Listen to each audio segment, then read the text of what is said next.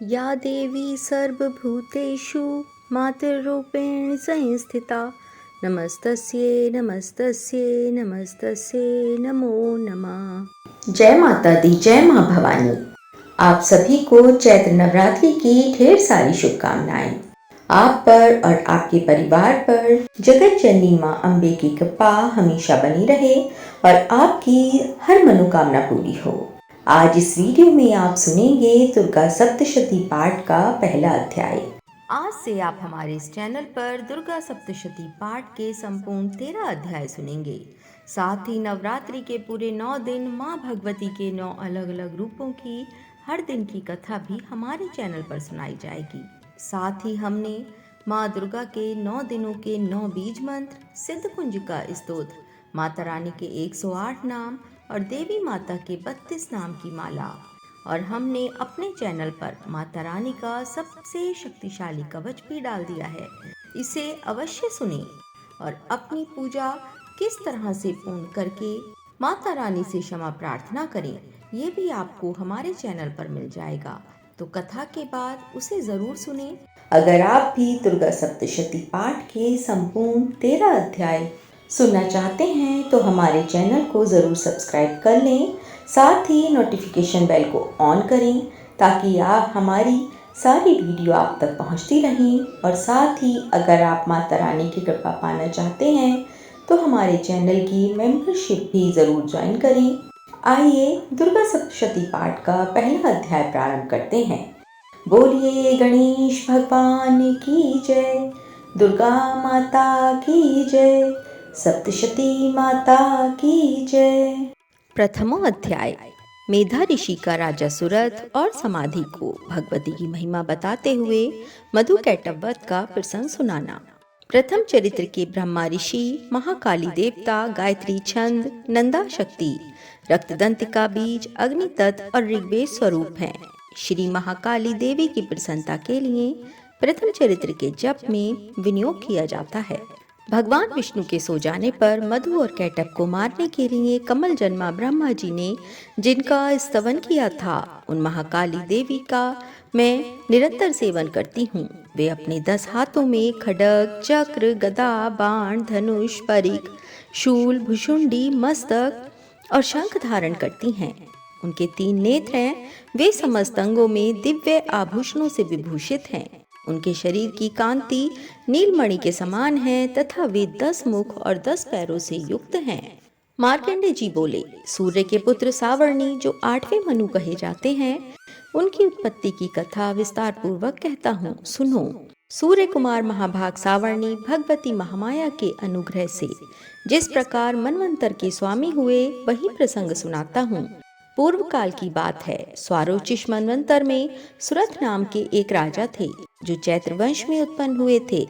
उनका समस्त भूमंडल पर अधिकार था। वे अपनी प्रजा का अपने औरस पुत्रों की भांति धर्म पूर्वक पालन करते थे। तो भी उस समय कोला विध्वंसी नाम के क्षत्रिय उनके शत्रु हो गए। राजा सुरथ की दंड नीति बड़ी प्रबल थी। उनका शत्रुओं के साथ संग्राम हुआ। यद्यपि कोला विध्वंसी संख्या में कम थे, तो भी राजा सुरथ युद्ध में उनसे परास्त हो गए। तब वे युद्ध भूमि से अपने नगर को लौट आए और केवल अपने देश के राजा होकर रहने लगे। संपूर्ण पृथ्वी से अब उनका अधिकार जाता रहा, किंतु वहां भी उन प्रबल शत्रुओं ने उस समय महाभाग राजा सुरथ पर आक्रमण कर दिया। राजा का बल क्षीण हो चला था, इसलिए उनके दुष्ट बलवान एवं दुरात्मा मंत्रियों ने वहां उनकी राजधानी में भी राजकीय सेना और खजाने को हथिया लिया। सुरथ का प्रभुत्व नष्ट हो चुका था, इसलिए वे शिकार खेलने के बहाने घोड़े पर सवार हो वहां से अकेले ही एक घने जंगल में चले गए। वहां उन्होंने विप्रवर मेधा मुनि का आश्रम देखा, जहां कितने ही हिंसक जीव अपनी स्वाभाविक हिंसा वृत्ति छोड़कर परम शांत भाव से रहते थे। मुनि के बहुत से शिष्य उस वन की शोभा बढ़ा रहे थे।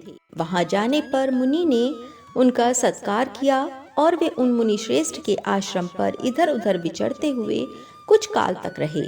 फिर ममता से आकृष्ट चित्त होकर वहां इस प्रकार चिंता करने लगे, पूर्व काल में मेरे पूर्वजों ने जिसका पालन किया था, वही नगर आज मुझसे रहित है। पता नहीं मेरे दुराचारी भृत्यगण उसकी धर्मपूर्वक रक्षा करते हैं या नहीं। जो सदा मत की वर्षा करने वाला और शूरवीर था, वह मेरा प्रधान हाथी अब शत्रुओं के अधीन होकर ना जाने किन भोगों को भोगता होगा। जो लोग मेरी कृपा, धन और भोजन पाने से सदा मेरे पीछे पीछे चलते थे, वे निश्चय ही अब दूसरे राजाओं का अनुसरण करते होंगे। उन अपव्ययी लोगों के द्वारा सदा खर्च होते रहने के कारण अत्यंत कष्ट से जमा किया हुआ मेरा वह खजाना खाली हो जाएगा। ये तथा और भी कई बातें राजा सुरथ निरंतर सोचते रहते थे। एक दिन उन्होंने वहां विप्रवर मेधा के आश्रम के निकट एक वैश्य को देखा और उससे पूछा, भाई तुम कौन हो? यहाँ तुम्हारे आने का क्या कारण है? तुम क्यों शोकग्रस्त और अनमने से दिखाई देते हो? राजा सुरथ का ये प्रेम पूर्वक कहा हुआ वचन सुनकर वैश्य ने विनीत भाव से उन्हें प्रणाम करके कहा। वैश्य बोला, राजन, मैं धनियों के कुल में उत्पन्न एक वैश्य हूँ। मेरा नाम समाधि है। मेरे दुष्ट स्त्री पुत्रों ने धन के लोभ से मुझे घर से बाहर निकाल दिया है। मैं इस समय धन, स्त्री और पुत्रों से वंचित हूँ। मेरे विश्वसनीय बंधुओं ने मेरा ही धन लेकर मुझे दूर कर दिया है, इसलिए दुखी होकर मैं वन में चला आया हूँ। यहाँ रहकर मैं इस बात को नहीं जानता कि मेरे पुत्रों की, स्त्री की और स्वजनों की कुशल है या नहीं। इस समय घर में वे कुशल से रहते हैं अथवा उन्हें कोई कष्ट है। वे मेरे पुत्र कैसे हैं? क्या वे सदाचारी हैं अथवा दुराचारी हो गए हैं? राजा ने पूछा, जिन लोभी स्त्री पुत्र आदि ने धन के कारण तुम्हें घर से निकाल दिया, उनके प्रति तुम्हारे चित्त में इतना स्नेह का बंधन क्यों है? वैश्य बोला, आप मेरे विषय में जैसी बात कहते हैं वह सब ठीक है, किंतु क्या करूं, मेरा मन निष्ठुरता नहीं धारण करता। जिन्होंने धन के लोभ में पड़कर पिता के प्रति स्नेह, पति के प्रति प्रेम तथा आत्मीय जन के प्रति अनुराग को तिलांजलि दे मुझे घर से निकाल दिया है, उन्हीं के प्रति मेरे हृदय में इतना स्नेह है। महामते, गुणहीन बंधुओं के प्रति भी जो मेरा चित्त इस प्रकार प्रेम मग्न हो रहा है, ये क्या है? इस बात को मैं जानकर भी नहीं जान पाता। उनके लिए मैं लंबी सांसें ले रहा हूँ और मेरा हृदय अत्यंत दुखित हो रहा है। उन लोगों में प्रेम का सर्वथा अभाव है, तो भी उनके प्रति जो मेरा मन निष्ठुर नहीं हो पाता, इसके लिए क्या करूं? मार्कंडे जी कहते हैं, ब्राह्मण तदंतर राजाओं में श्रेष्ठ सुरथ और वह समाधि नामक वैश्य दोनों साथ साथ मेधा मुनि की सेवा में उपस्थित हुए और उनके साथ यथा योग्य न्यायानुकूल विनयपूर्ण बर्ताव करके बैठे। तत्पश्चात वैश्य और राजा ने कुछ वार्तालाप आरंभ किया। राजा ने कहा, भगवान, मैं आपसे एक बात पूछना चाहता हूँ, उसे बताइए। मेरा चित्त अपने अधीन न होने के कारण यह बात मेरे मन को बहुत दुख देती है। जो राज्य मेरे हाथ से चला गया है, उसमें और उसके संपूर्ण अंगों में मेरी ममता बनी हुई है। मुनि श्रेष्ठ, ये जानते हुए भी कि वह अब मेरा नहीं है, अज्ञानी की भांति मुझे उसके लिए दुख होता है। ये क्या है? इधर ये वैश्य भी घर से अपमानित होकर आया है। इसके पुत्र, स्त्री और भृत्यों ने इसे छोड़ दिया है। स्वजनों ने भी इसका परित्याग कर दिया है, तो भी ये उनके प्रति अत्यंत हार्दिक स्नेह रखता है। इस प्रकार ये तथा मैं दोनों ही बहुत दुखी हैं। जिसमें प्रत्यक्ष दोष देखा गया है, उस विषय के लिए भी हमारे मन में ममता जनित आकर्षण पैदा हो रहा है। महाभाग, हम दोनों समझदार हैं, तो भी हम में जो मोह पैदा हुआ है, ये क्या है? विवेक शून्य पुरुष की भांति मुझ में और इसमें भी ये मूर्ता प्रत्यक्ष दिखाई देती है। ऋषि बोले, महाभाग, विषय मार्ग का ज्ञान सब जीवों को है। इसी प्रकार विषय भी सबके लिए अलग अलग हैं। कुछ प्राणी दिन में नहीं देखते और दूसरे रात में ही नहीं देखते, तथा कुछ जीव ऐसे हैं जो दिन और रात्रि में भी बराबर ही देखते हैं। ये ठीक है कि मनुष्य समझदार होते हैं, किंतु केवल वे ही ऐसे नहीं होते। पशु, पक्षी और मृग आदि सभी प्राणी समझदार होते हैं। मनुष्यों की समझ भी वैसी ही होती है जैसी उन मृग और पक्षियों की होती है, तथा जैसी मनुष्यों की होती है वैसी ही उन मृग, पक्षी आदि की होती है। ये तथा अन्य बातें भी प्रायः दोनों में समान ही हैं। समझ होने पर भी इन पक्षियों को तो देखो, ये स्वयं भूख से पीड़ित होते हुए भी मोहवश बच्चों की चोंच में कितने चाव से अन्न के दाने डाल रहे हैं। नरश्रेष्ठ, क्या तुम नहीं देखते कि ये मनुष्य समझदार होते हुए भी लोभवश अपने किए हुए उपकार का बदला पाने के लिए पुत्रों की अभिलाषा करते हैं। यद्यपि उन सब में समझ की कोई कमी नहीं है, तथापि वे संसार की स्थिति जन्म मरण की परंपरा बनाए रखने वाले भगवती महामाया के प्रभाव द्वारा ममता में भंवर से युक्त मोह के गहरे गर्त में गिराए गए हैं। इसलिए इसमें आश्चर्य नहीं करना चाहिए। जगदीश्वर भगवान विष्णु की योग निद्रा रूपा जो भगवती महामाया है, उन्हीं से ये जगत मोहित हो रहा है। वे भगवती महामाया ज्ञानियों के भी चित्त को बलपूर्वक खींचकर मोह में डाल देती हैं। वे ही इस संपूर्ण चराचर जगत की सृष्टि करती हैं तथा वे ही प्रसन्न होने पर मनुष्यों को मुक्ति के लिए वरदान देती हैं। वे ही पराविद्या संसार बंधन और मोक्ष की हेतुभूता सनातनी देवी तथा संपूर्ण ईश्वरों की भी अधीश्वरी हैं। राजा ने पूछा, भगवान जिन्हें आप महामाया कहते हैं, वे देवी कौन हैं? ब्राह्मण, उनका आविर्भाव कैसे हुआ तथा उनके चरित्र कौन कौन हैं? ब्रह्मवेत्ताओं में श्रेष्ठ महर्षि, उन देवी का जैसा प्रभाव हो, जैसा स्वरूप हो और जिस प्रकार प्रादुर्भाव हुआ हो, वह सब मैं आपके मुख से सुनना चाहता हूँ। ऋषि बोले, राजन वास्तव में तो वे देवी नित्य स्वरूपा ही हैं। संपूर्ण जगत उन्हीं का रूप है तथा उन्होंने समस्त विश्व को व्याप्त कर रखा है। तथापि उनका प्राकट्य अनेक प्रकार से होता है, वह मुझसे सुनो। यद्यपि वे नित्य और अजन्मा हैं, तथापि जब देवताओं का कार्य सिद्ध करने के लिए प्रकट होती हैं, उस समय लोक में उत्पन्न हुई कहलाती हैं। कल्प के अंत में जब संपूर्ण जगत एक कार्णव में निमग्न हो रहा था और सबके प्रभु भगवान विष्णु शेषनाग की शैया बिछाकर योग निद्रा का आश्रय ले सो रहे थे, उस समय उनके कानों के मैल से दो भयंकर असुर उत्पन्न हुए, जो मधु और कैटभ के नाम से विख्यात थे। वे दोनों ब्रह्मा जी का वध करने को तैयार हो गए। भगवान विष्णु के नाभि कमल में विराजमान प्रजापति ब्रह्मा जी ने जब उन दोनों भयानक असुरों को अपने पास आया और भगवान विष्णु को सोया हुआ देखा, तब एकाग्रचित होकर उन्होंने भगवान विष्णु को जगाने के लिए उनके नेत्रों में निवास करने वाली योग निद्रा का स्तवन आरंभ कर दिया, जो इस विश्व की अधीश्वरी, जगत को धारण करने वाली, संसार का पालन और संहार करने वाली तथा तेजा स्वरूप भगवान विष्णु की अनुपम शक्ति हैं। उन्हीं भगवती निद्रा देवी की भगवान ब्रह्मा स्तुति करने लगे। ब्रह्मा जी ने कहा, देवी तुम ही स्वाहा, तुम ही स्वधा और तुम ही वशटकार हो। स्वर भी तुम्हारे ही स्वरूप हैं, तुम ही जीवनदायिनी सुधा हो।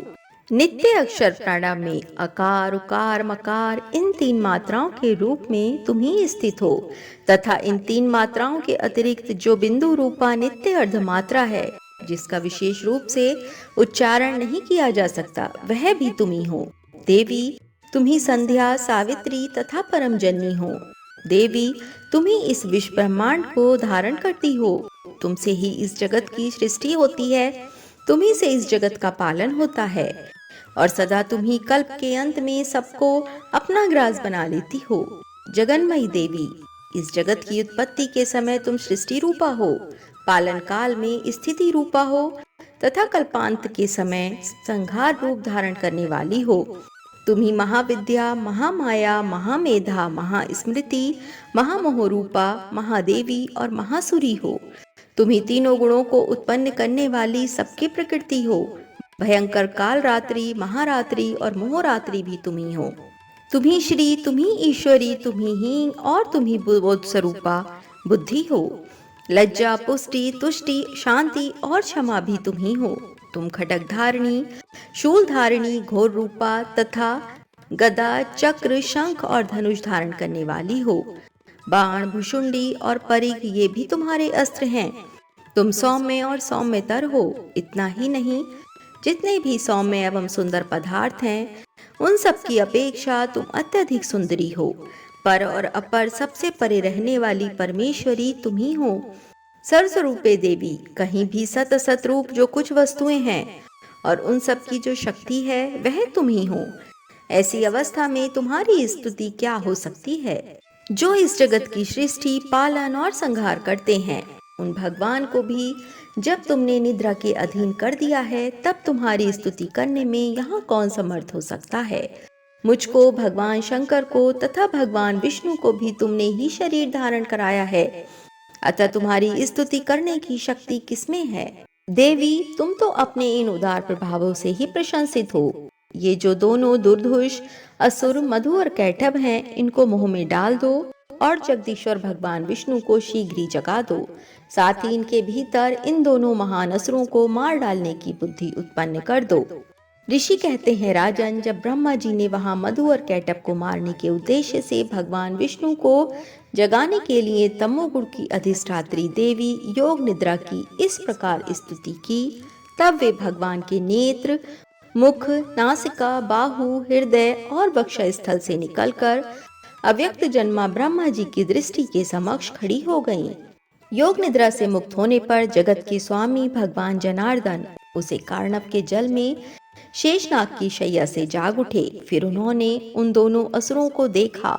वे दुरात्मा मधु और कैटभ अत्यंत बलवान तथा पराक्रमी थे और क्रोध से लाल आंखें किए ब्रह्मा जी को खा जाने के लिए उद्योग कर रहे थे। तब भगवान श्री हरि ने उठकर उन दोनों के साथ 5000 वर्षों तक केवल बाहु युद्ध किया। वे दोनों भी अत्यंत बल के कारण उन्मत्त हो रहे थे। इधर महामाया ने भी उन्हें मोह में डाल रखा था, इसलिए वे भगवान विष्णु से कहने लगे, हम तुम्हारी वीरता से संतुष्ट हैं, तुम हम लोगों से कोई वर मांगो। श्री भगवान बोले, यदि तुम दोनों मुझ पर प्रसन्न हो तो अब मेरे हाथ से मारे जाओ, बस इतना सा ही मैंने वर मांगा है, यहाँ दूसरे किसी वर से क्या लेना है। ऋषि कहते हैं, इस प्रकार धोखे में आ जाने पर जब उन्होंने संपूर्ण जगत में जल ही जल देखा, तब कमल नयन भगवान से कहा, जहाँ पृथ्वी जल में डूबी हुई ना हो, जहाँ सूखा स्थान हो, वहीं हमारा वध करो। ऋषि कहते हैं, तब तथास्तु कहकर शंख चक्र और गदा धारण करने वाले भगवान ने उन दोनों के मस्तक अपनी जांघ पर रखकर चक्र से काट डाले। इस प्रकार ये देवी महामाया ब्रह्मा जी की स्तुति करने पर स्वयं प्रकट हुई थीं। अब पुनः तुमसे उनके प्रभाव का वर्णन करता हूँ, सुनो। इस प्रकार श्री मार्कंडेय पुराण में सार्वणिक मनवंतर की कथा के अंतर्गत देवी महात्म्य में मधु कैटभ वध नामक पहला अध्याय पूरा हुआ। बोलिए दुर्गा माता की जय, अम्बे माता की जय। तो अगर आपको वीडियो की जानकारी अच्छी लगी हो तो हमारे चैनल को सब्सक्राइब करें, साथ ही नोटिफिकेशन बेल को ऑन करें ताकि आप हमारी सारी वीडियो आप तक पहुंचती रहें। और साथ ही अगर आप माता रानी की कृपा पाना चाहते हैं तो हमारे चैनल की मेंबरशिप भी ज़रूर ज्वाइन करें। बोलिए दुर्गा माता की जय।